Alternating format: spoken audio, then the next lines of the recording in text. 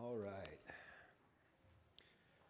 So I'm part of the generation that grew up with our lives kind of revolving around the internet. It's how I talk to my family. It's how I interact with a lot of my classmates from school. And so like a few of you, probably just a very few, on Thursday I was anxiously watching what was going to happen with the FCC and this idea of net neutrality, the idea that are we going to keep the internet free and open, or are we going to regulate it? And we're not going to get too far into that today, but long story short, the internet is going to be something unregulated, and it was decided by the FCC on Thursday. And so I get on the internet Thursday night to see how everybody's going to react, and I'm expecting some big celebration of the exchange of intellectual ideas, some big celebration of free journalism, and instead I get on and I see that there are like millions and millions of people debating what color this dress is. And if you have been on Facebook, or even if you've turned on the news in the last 3 days, there have been millions, if not billions, of people who have gotten so entrenched on whether or not it's blue or it's white, and it is ridiculous. If you haven't seen this yet, go home and just log on to any news site. It's probably still the headline article 3 days later. This is somehow bigger than the Super Bowl and bigger than the Oscars, and it's got millions of hits. Bill Nye has said that the jury is still out. We don't know what color it is, and he's the science guy. So I'm going to go ahead and just reserve judgment till later. But it amazes me that we can all look at the same exact picture, and half of you would say that that's a blue dress with black stripes, and half will say it's a white dress with gold or orange-ish stripes, and we're looking at the exact same thing, and we are so sure that everybody who sees it differently than us needs to go get an eye exam, right? Because we are sure that we got it right.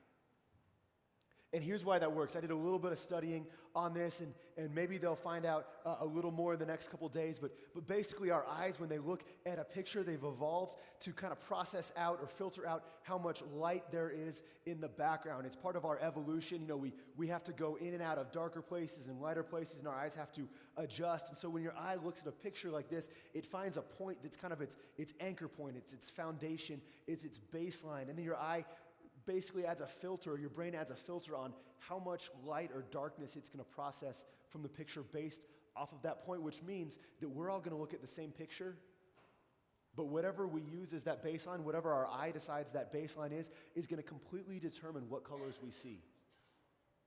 And so if your eye focuses on a brighter spot, it's going to naturally darken the picture, and you're going to think it's blue. If your eye focuses on a darker spot, you might think it's white. And the thing is, that's all well and good for dresses, because the reality is we could just ask somebody who was wearing the dress what color it was, and they'd tell us.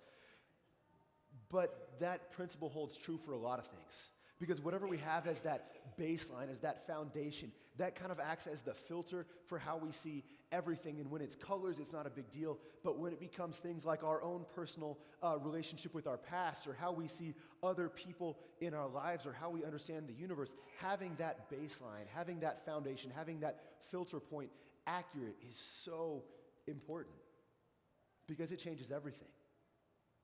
See, our story today is about a group of people, and throughout their conversation, throughout their interactions, the filter point for a few of them begins to change, and they begin to see themselves differently, and others differently, and the world and God differently. And so let's just go ahead and dive straight in, because our story picks up at the end, or towards the end of Jesus' life. Jesus is this carpenter from Nazareth who's become kind of a teacher. He's become a religious figure. We as Christians celebrate him, of course, as the Son of God, as the Messiah. But he's this guy that people are starting to follow. And he's left Nazareth, and he's traveled around, and he's taught people about God. And now he's heading to Jerusalem. And Jesus has begun to drop hints that maybe things aren't going to be so good once he gets there. He's telling people that, hey, maybe Jerusalem's not going to be a big party. Maybe things are going to happen there that aren't going to leave me standing at the end. And if you've read the end of the story, you know that in Jerusalem, Jesus gets crucified. And a lot of it happens at the hands of this group of people called the Pharisees, or some of this group of people called the Pharisees. They start calling for Jesus' death, and they do it for a couple different reasons, but the main one is that they believe that God's the most important thing in the world, and therefore they've got to do everything they can to wipe out anything ungodly, anything broken, anything dirty, anything sinful from their life. And so they want to wipe out from their own lives things that they don't think live up to God. And in doing so, they kind of tend to become spiritual germaphobes. They kind of stay away from anybody else who's doing things they don't approve of. They have this picture of how you're supposed to worship God, and it's different from how Jesus does things. Because Jesus and the Pharisees share the same love of God, but Jesus is saying it's not about just following the rules that's going to be okay, but instead, he's making a beeline for the people whose lives are broken, and he's spending time with them, and not just telling them you need to do things different, but he's loving them, and he's feeding them, and he's healing them, and he's taking care of these people. And to the Pharisees, or at least some of them, this doesn't make a lot of sense. And so you have two very, very similar goals of loving God, but two very, very different ways of doing it. And this Pharisee invites Jesus to dinner. And that means that he's probably going to have some of his friends who don't like him as much after because he's hanging out with the wrong dude, right? But he invites Jesus over for dinner, and I would have loved to know their conversation. As this guy goes, hey, you're not quite like me, and we're different, but I think there's something going on here, and I want to know more. And this guy risks a little bit of unpopularity to know a little bit more about Jesus. Some of us have been there where we had to take a step on faith. And maybe it wasn't popular with our friends or our family. Maybe it wasn't what people expected us to do, but we began to seek out and know a little bit more about Jesus. And so Jesus and the Pharisee are having dinner at the Pharisee's house. Jesus comes and he gets down at the table and they're eating, and we don't know what they say, but we do know that somewhere in that conversation it gets interrupted. And not like a little interruption, not, somebody had to take a work phone call and they'll be right back, not the doorbell rang, but we're going to get back to dinner. I mean, this is an interruption that ends the idea that they're going to finish this meal. This is an interruption that's so big that it gets written down, that it gets talked about, and that 2,000 years later, we still have a record of it. This is an interruption that's so big that it pops up in all four Gospels and all four of the accounts of Jesus. And a woman walks in. And not just any woman, but probably the last woman that you would expect to walk in to the Pharisee's house. I mean, this spotless, sanctified, perfect house where he's trying to do everything right. This woman walks in who's really the opposite of everything he stands for, and he's the opposite of everything she stands for. In the gospel we read today, in our gospel, it just describes her as a sinner. But in some of the other gospel accounts that talk about this, we hear that she's a prostitute. And that she comes in, and there's kind of that moment where everything screeches to a halt.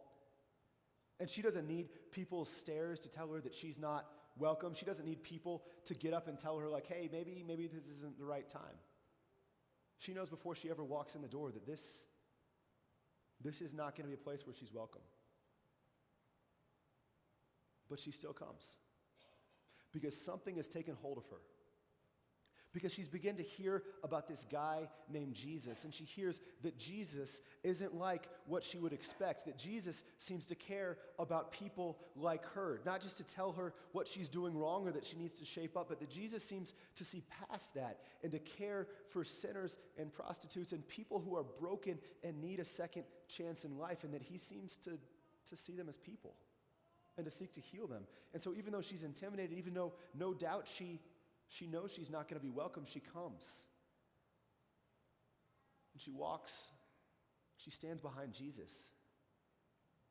Most of us, when we walk into a house, even when we're not welcome, and we're probably going to at least say hi, we're probably going to at least be social enough to say, hey, my name's Bill, it's nice to meet you, thanks for having me, even if you didn't invite me.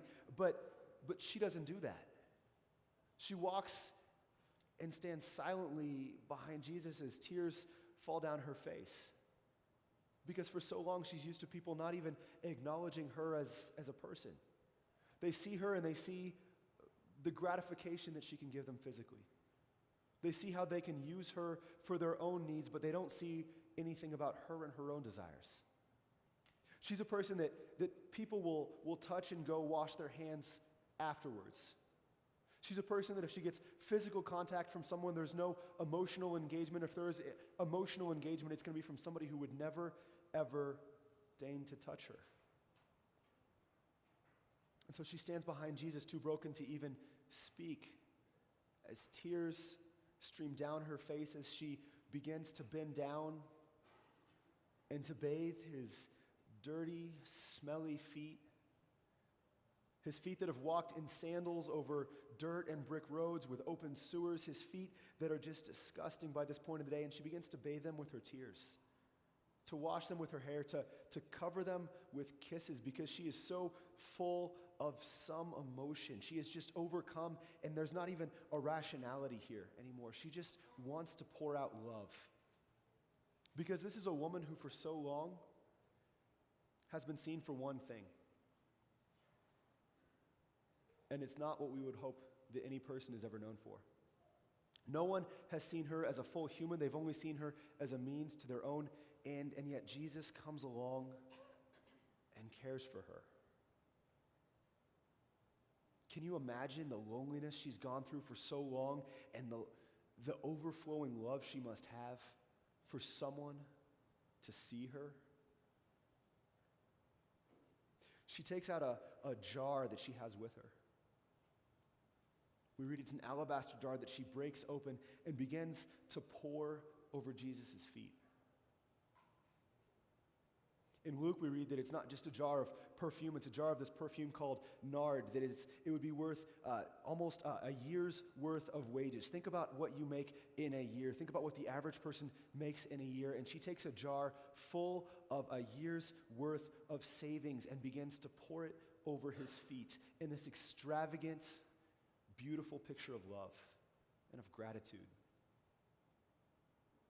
It's likely this wasn't something that she used every day. It says that the jar is sealed. She has to break it open. It's likely this is something that she's been saving up for a long time. It's likely that in a world before welfare, before retirement accounts, before pensions, that this is something that she's saved up her money and bought to live off of in the future. Scholars think that this might be her hope for the future. This is something that she will sell when she's no longer able to work. And that will give her food and shelter. And so this woman takes something that is not only precious with a monetary value, but something that represents her hope, and she's literally pouring it over the feet of Jesus because of how grateful she is that he can see her. And I want you to imagine that scene. This woman who for so long has been considered dirty, who people treat as disgusting, and who recoil from her, that every time she touches someone, they feel more dirty afterwards, that here she is at the feet of the most pure human who has ever lived. And she is washing and cleaning his feet. That's a beautiful picture of God. Not only does Jesus accept her, not only does Jesus allow her to touch him, but he allows her to be part of something more. He rewrites her narrative. He changes it from one where she is someone that people consider making the world dirtier to now she is, well, now the thing we know her for 2,000 years later is that she makes the world more beautiful and fragrant. That's what Jesus' restoration looks like. In church, we talk about this thing called grace, this idea that God gives forgiveness freely to all of us, but not only forgiveness, but God also gives restoration so that we don't have to keep going back to the things we've been doing. And that's this idea of grace. And some of us here today need that. We've done things or things have been done to us, and we just sit broken. And we kind of feel like this prostitute does, just weeping at the feet of Jesus, praying that somehow God can muster up the strength and the mercy to forgive us. And there have been times in my life where that's been just the cry of my heart. Maybe it has been for you too.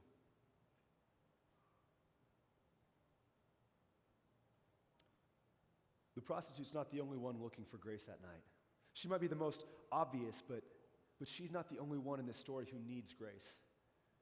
See, there's another person in the room. There's the Pharisee who originally invited Jesus over for dinner. And we can see from his interactions and from the way he lives his life that, man, he might seem to have it all together on the surface, but underneath, he's crying out for grace just as much as she is. Because when he's talking about the prostitute to Jesus, he starts saying, do you even know what type of person this is?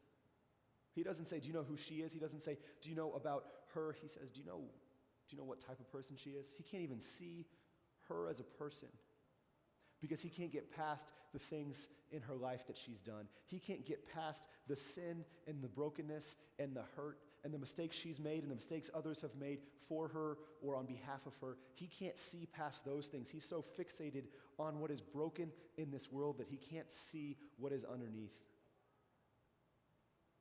See, his mentality is just as bereft of grace as hers is. She can't see her own humanity, but he can't see hers because he doesn't get this idea that God forgives people and that God restores people. I find in my life, and maybe it's true in yours, that when I'm trying most to improve myself in some way, whether it's spiritually or physically or emotionally, that's when I become most conscious not only of my own mistakes, but of when anybody else around me makes those mistakes as well.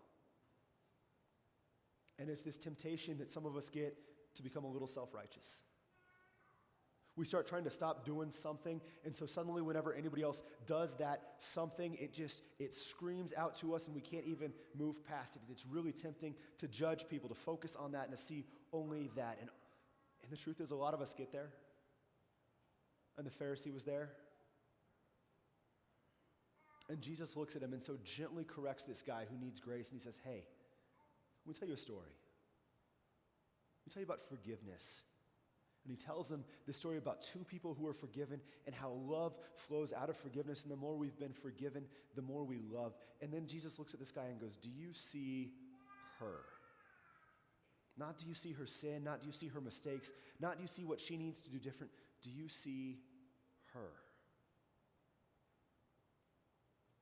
Pharisee needs grace just as much as the woman does.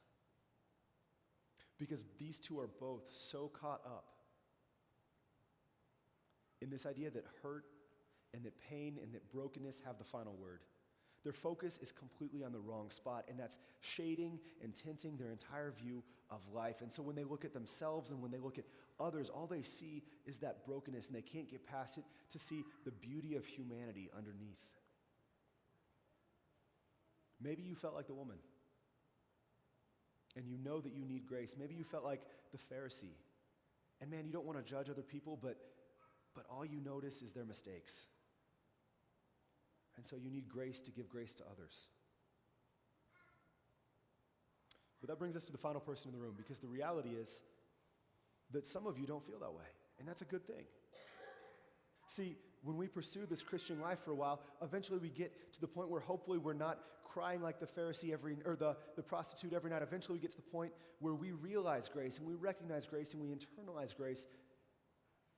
And we're not always returning to the same thing. So sometimes we're not crying out as much for God to heal us every day, or we're not judging others as much. Sometimes we find ourselves associating a little more with Jesus. The word Christian means little Christ. It just means that we're supposed to model and to follow what Jesus does. And so for some of you in this room, you've been following God for a while, and your call is not to follow what the Pharisee or the prostitute did, but it's to follow what Jesus did and to find the people in our world who are most lacking grace, who feel most broken, to find the people who live and feel like that prostitute, just absolutely destroyed and wrecked and craving something better, or to find people who feel like that Pharisee did, who can't look at others and can't see the humanity in others because they're so fixated on their brokenness. Our call as we pursue this Christian life is to begin to help others experience that grace, to help those around us see themselves and see their neighbors. See, grace is a perspective shift.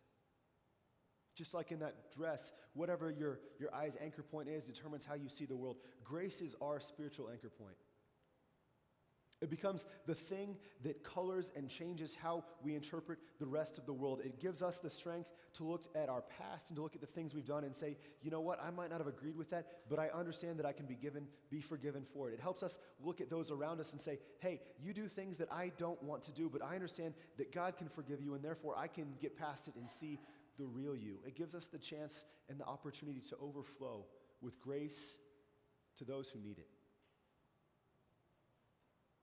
All people are belonging and welcome in the kingdom of God and the community of the church. It's made up of sinners and saints and pastors and Pharisees and prostitutes and people like you and I and people from every different backgrounds. But all of us are somewhere on this grace journey, and that's called to be our anchor point that colors and changes everything we do. So just as our eyes need a fixed point so we can make sense of the world, I would invite you today to adopt a new one for how you see yourself, how you see other people, and how you see your relationship with God, to have grace be that thing which colors and changes how we see everything and everybody around us.